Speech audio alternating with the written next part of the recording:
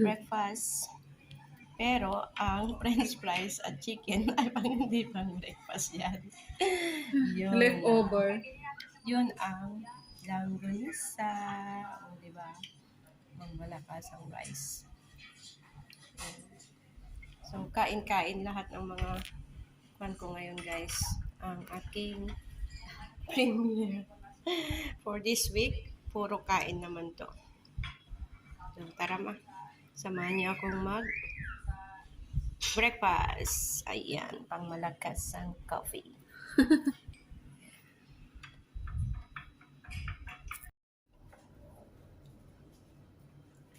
Let's eat. Let's eat, guys, again and again. Hello! Good morning, madlang people. Support muna tayo habang kumakain. Pinatang mo ang tiyasan. Yeah. Okay then. So, kain na ako, guys, kasi Kain na siya kasi uuwi pa siya sa bahay nila. uuwi ako mamaya. Imbis na hindi na matutuwa yung amo ko. Ba't ang puti mo ngayon dyan kagabi dyan? I don't know. Reflex siguro nung Kagabi kasi madilim. Ay, oo. Di ba ang dilim? Hindi ko alam. Parang, ano yun, walang color. Kaya nga, walang color nga. Bakit ngayon na yun? Ang sarap ng kape ko, nilagyan ko nung nilalagay ng mga bata. Vanilla. Hindi, yung pa, almond kaya.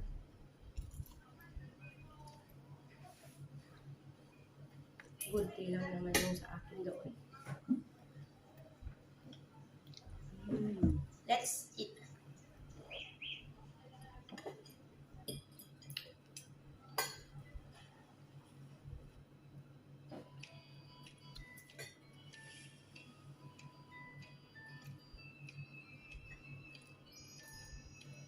Kumain ka na pala, Betty. Ronski say present 10 hours. Present.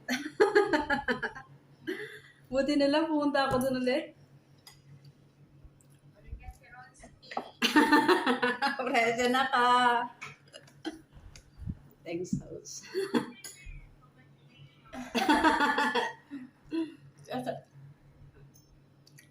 Nag-premiere kasi si Biang, kaya pero parang nararamdaman ko na bumalik ako doon. Oh, 10 hours. Di balik ulit ako sa premiere. Ang galing. Ay, ano naman niya dito, di ba? Si present sabi niya. Nandito ako kay Inday Ibiang. Bumalik ako ulit. 8 minutes pa lang kasi. Pupunta ako mamaya. Kay ano. Iba din yung si Intay Mamsi. Iba. Hindi lang si yung parang nandito sa ibang bansa. Alam mo yung Parang Hong Kong.